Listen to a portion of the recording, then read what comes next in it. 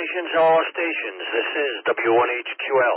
W1HQL for the W4SVI, Everglades Amateur Radio Club, weekly informational net.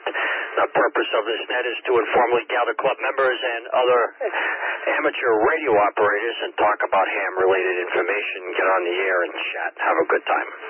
All radio amateurs are invited to participate in this net. You don't need to be a member of the club to check into the net either. As always, this net operates at 7:30 p.m. every Tuesday evening on this repeater, and it's immediately following the American Red Cross's emergency practice net that occurs on the Cutler Bay repeater, which is 146.865. And that's at 7 o'clock, and then we follow up at 7:30, and we conduct net here on 444-800. And, as always, we will yield the frequency to emergency priority traffic at any time if needed. Our club, the Everglades Amateur Radio Club, is an ARRL Special Services Club. We offer ham licensing testing, yearly field day operations, and other ham-related activities. Our club is also associated with the City of Homestead's Emergency Operations Center, the American Red Cross, and the Racy's Aries organization, and will assist in emergency communication support. Regular club meetings occur the second Friday of every month at 7 o'clock over at the John D. Campbell Agricultural Center, and that's at 18710 Southwest 288th Street. Again, my call sign is W1HQL. My name is Steve. I'm here in Homestead, and let's take some check-ins and get this net going. Kilo India 4, Victor Echo Yankee, Lewis, West Station. Alpha, Kilo 4, Fox Uniform Frank, West Kendall, no traffic. Kilo 4, Sierra, November Bravo, Jose, South Miami, no traffic. EJ4, WW, Kent, Princeton, no traffic. Kilo November 4, Sierra Lima Lima, Kim in West Kendall, no traffic. Whiskey 4, Lima Charlie Mike, from Miami, no traffic.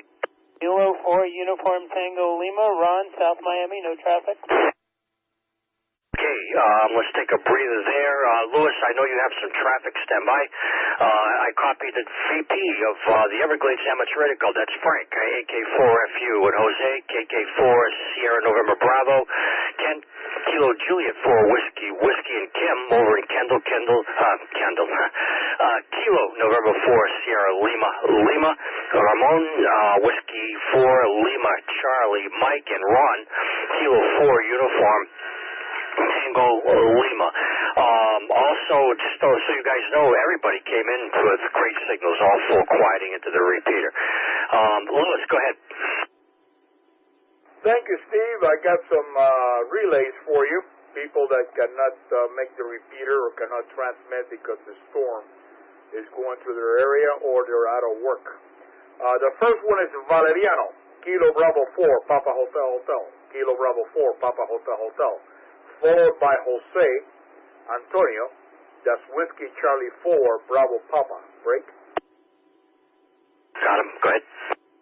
The next one is Eric. He's down in the Keys, and he cannot have the repeater from down there. His call sign is Kilo Papa 4, Kilo Delta. Kilo Papa 4, Kilo Delta, Eric.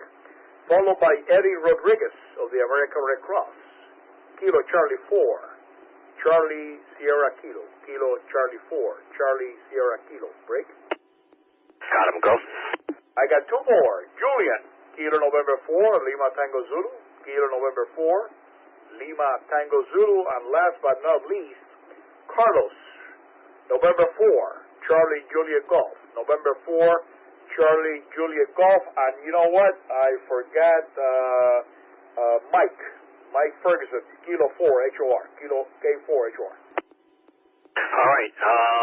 I've got Kilo Bravo 4, Papa Hotel Hotel, Whiskey Charlie 4, Bravo Papa, Kilo Papa 4, Kilo Delta, Kilo Charlie 4, Charlie Sierra Kilo, Kilo November 4, Lima Tango Zulu, November 4, Charlie Juliet Golf, Kilo 4, Hotel Oscar Romeo. Got him. That sound right? That sounds great, Steve. Thank you much. Appreciate it. 73. Roger, Roger. All right, thank you. And also, folks, watch for International Space Station slow scan TV activity is planned for various times during the week of July 29 through August 4. As more specific dates and times are determined, I'll make those available to you on the South Florida Ham's website and also on next week's net. You can also go over to the official amateur radio aboard the International Space Station website, which is www.ARISS.org, and or check out their Facebook page, and you can also get additional information there regarding their slow scan TV activity that's up and coming. So over the weekend, there was a lot of VHF activity going on, not only nationwide but worldwide. And I had fun on 6 meters, and actually picked a spot on 6 meters and started calling CQ contest, and got quite a few contacts on 6 meters. Looked like we had a pipeline going up in the morning over to the northeast, New Jersey, Pennsylvania, that area. That seemed to be pretty popular, getting stations there. Also dropping the signal in Georgia and North Carolina or whatnot. But it was fun. It was a fun time on 6 meters, and also 2 meters. There was that propagation experiment. I didn't have any luck with that, but there didn't seem to be anybody on our 2 meter on sideband on our FM simplex. But in any event, they had a good time over the weekend, and I'll keep you posted with with all the activity that went on the VHF band, so I think they'll be doing some more, so I'll keep you posted on that. With that, you're listening to the W4SVI Everglades Amateur Radio Club. Net name here is Steve, and my call sign's W1HQL. And let's take some check-ins. Steve, not sure if you caught it the first time around. Kilo November 4, Uniform Tango November. Robert in the Redlands, no traffic. Okay, I got you. Kilo November 4, Uniform Tango November, correct? Yes, sir. Got it. All right, good signal also into the repeater. Thanks. Any additional check-ins? Slow 4s, Romeo Hotels, no traffic. Okay, that was a double, but Steve, you won that contest. Kilo 4 Zulu Romeo Hotel. We got you. The other station? Good afternoon, Steve. This is Kilo November 4, Delta Hotel Whiskey. David from Doral, no traffic. David, good signal coming into the repeater down here in Cutler Bay. Kilo November 4, Delta Hotel Whiskey. Thanks for checking in. Thank you. Kilo November 4, Romeo Golf Fox. Eric, Nintendo, no traffic. Okay, copied. Kilo November 4, Romeo Golf Fox. Got you down on the log. Thank you for checking in again this week. Let's see what else I got here for you. I'm actually getting the information off of the internet right now. I didn't really have time to prepare. I was at Miami Beach like I was last week doing that CERT training, CERT, that's Community Emergency Response Team. It's a great community event to get, it's a great tool to get the community involved in assisting with disaster preparation and disaster response within your neighborhood. And hopefully soon we'll be offering that to members or anyone else that's an amateur radio operator that'd like to come into one of the classes that we'll be holding. So I would say within the next month, hopefully, I'll be certified to be able to teach that. And we'll see what kind of good we can make out of that. Any additional check-ins? Okay, also, interesting event. I suppose some of you airplane buffs out there know or have heard about the Experimental Aircraft Association Fly-In Convention this month at the Whitman Regional Airport in Oshkosh, Wisconsin. It's the 65th annual event, and the airport's control tower it becomes the world's busiest control tower between the dates of July 22 and July 28th. And the amateur bands, its amateur bands become even busier. That's when Warbirds of America, a division of the Experimental Aircraft Association, they will be putting on a special event station, Whiskey 9 Whiskey, W9W, on the air.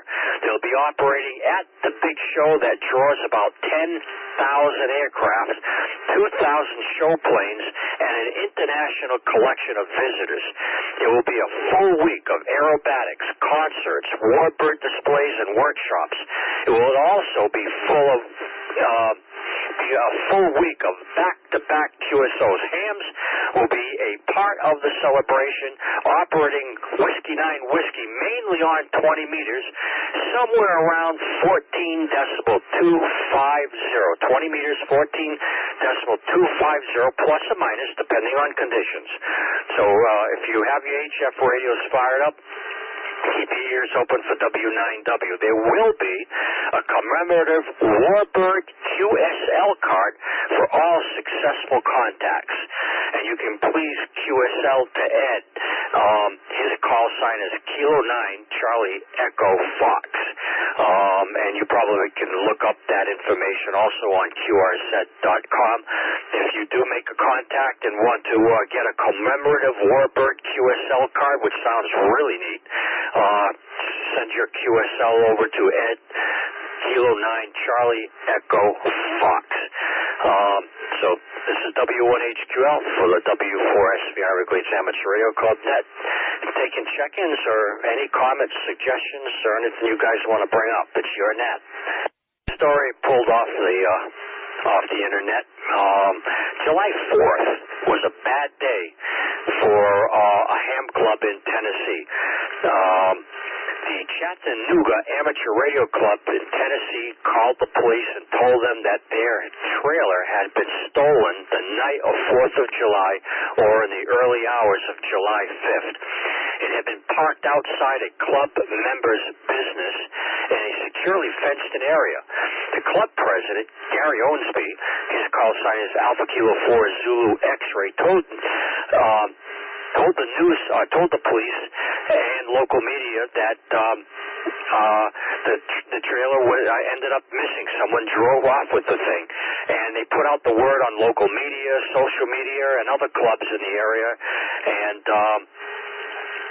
shortly thereafter, the WRCB TV aired the story, and then asking for viewers to help. July 7th, 2 days later, the trailer was found a mile away. Well, guess what? Tires were deflated, and you can guess what was missing out of the trailer. They're looking for 2 HF radios, a D-Star radio, 2 generators, and other gear. So bad news for those guys. I hope, I'm not too optimistic on them finding that equipment, but hopefully they do. Some compassion and sympathy out to that poor amateur radio club. I'm sure it took them a while to build up those supplies and whatnot, and just one moment, some fool took them away. Do we have any additional check-ins to W1HQL from the W4SV Everglades Amateur Radio Club Net? Also, there was a great article. I thought I printed it out, and I'm trying to find it right now. I wanted to bring it up during the net last week, but we ran out of time. I'll find it another time. Unfortunately, I thought I had printed out. It was a great article. I really learned a lot from it, reading about the difference between DBI and DBD. It was put in terms that were down to earth and simple, so the average guy like you and me can figure it out. All right, one more place. I may have saved it as a favorite on the internet. Let me check. Anybody just tuned in? You're listening to the W4SVI Everglades Amateur Radio Club Net, and my call sign's W1HQL, and I think I found what I was looking for. Okay, let's take the final 10 minutes, and hopefully people are listening in, and if you're interested in getting an explanation about antenna gain, stand by, because this is great information. You know, antenna gain is a popular subject amongst ham radio operators. We talk about gain all the time because we compare antenna systems and apply values to as how impressive they are by their gain figures. So, you know, we look at antennas, mobile antennas and whatnot, and this one's got 5 dB and this one has 7 dB. Well, I'm going to buy the 7 dB because it's got more gain to it. So it's interesting to take what they call, or this author is calling, a non-mathematical look at antenna gain and how it relates to performance. Let me break for a second and see if there's any check-ins. What is antenna gain? Basically, it's a relative measurement of the antenna's ability to direct or concentrate the radiated signal that's coming out of it. Gain is measured in dBi, or decibels, relative to an isotropic radiator. Remember that term, isotropic radiator. Or it's measured in dBds, decibels, relative to a dipole radiator. You and I, when we talk on an antenna, talk on our radio, we're emitting our signals from a dipole radiator.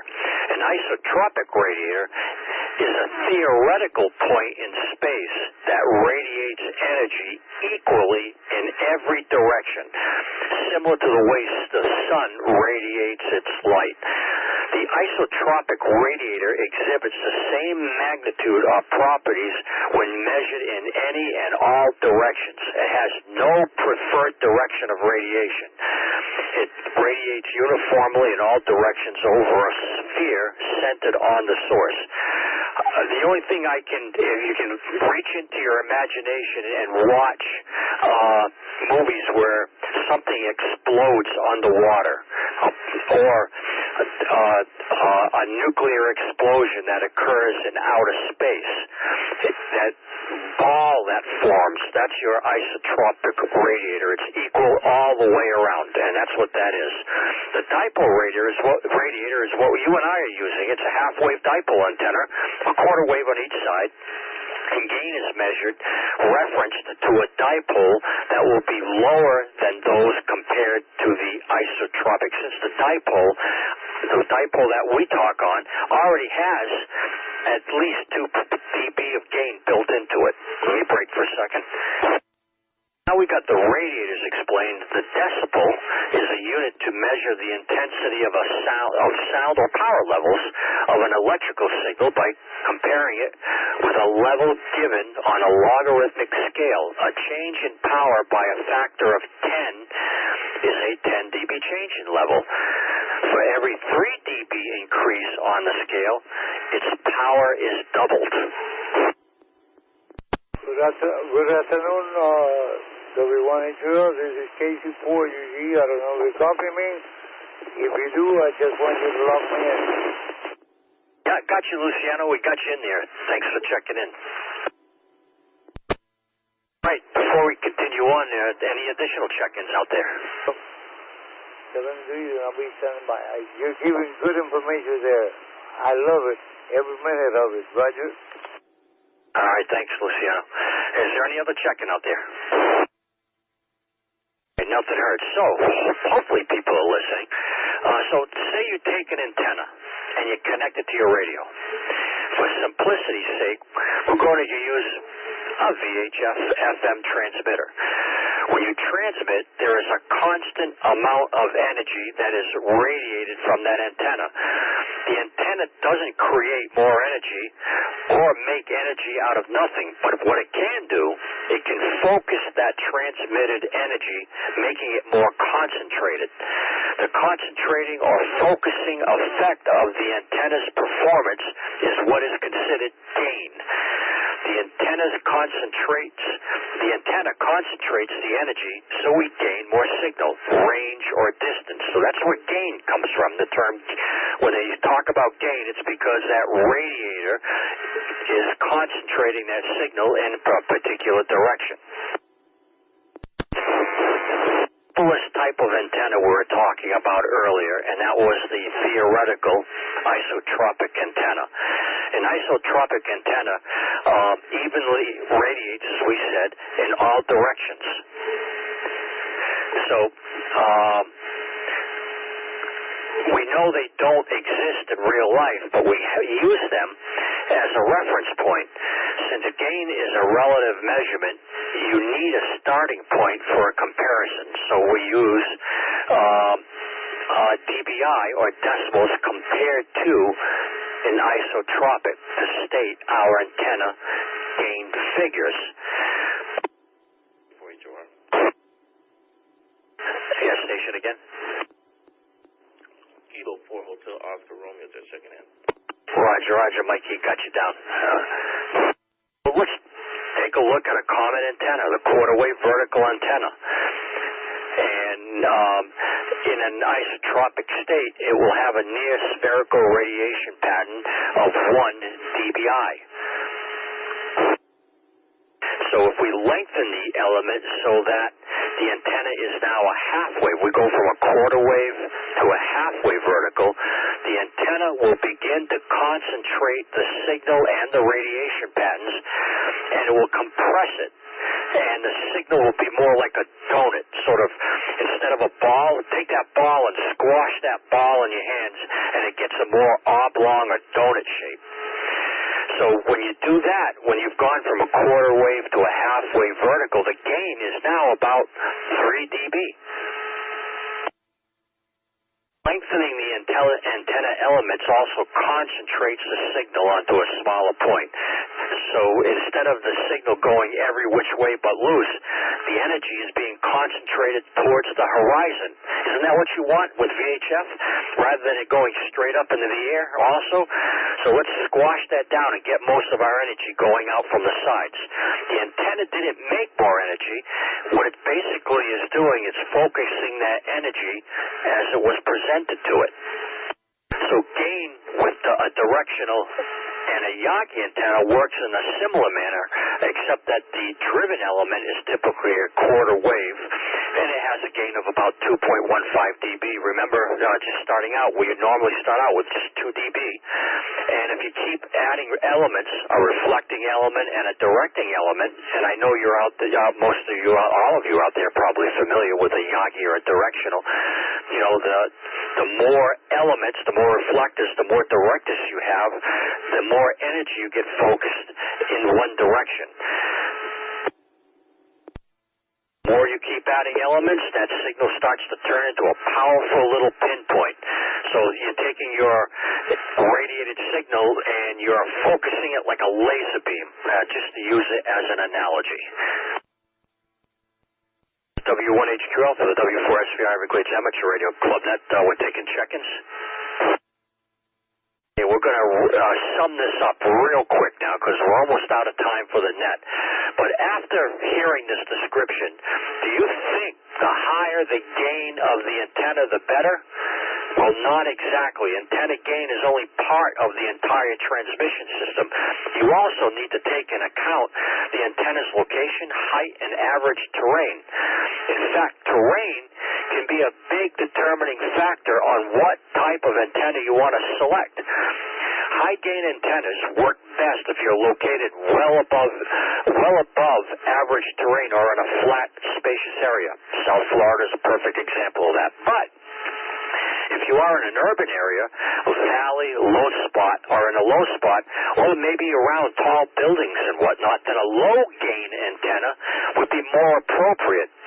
Because as the gain increases, the radiation pattern flattens out, concentrating more signal to the horizon.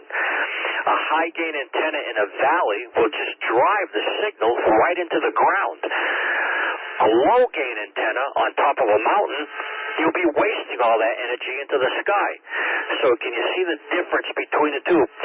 You know, gain is, by actually design or build or purchase the antenna that would be best suited for you, because it's based on your location and terrain. Careful when you're out there. You need to take gain figures with a grain of salt.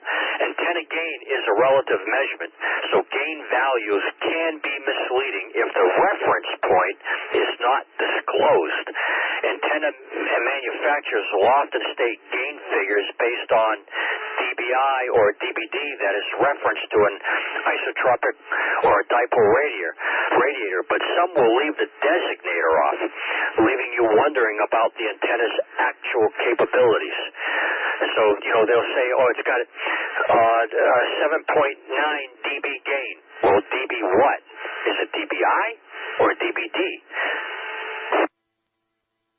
So, bottom line, antennas shouldn't be made or purchased just by gain figures alone.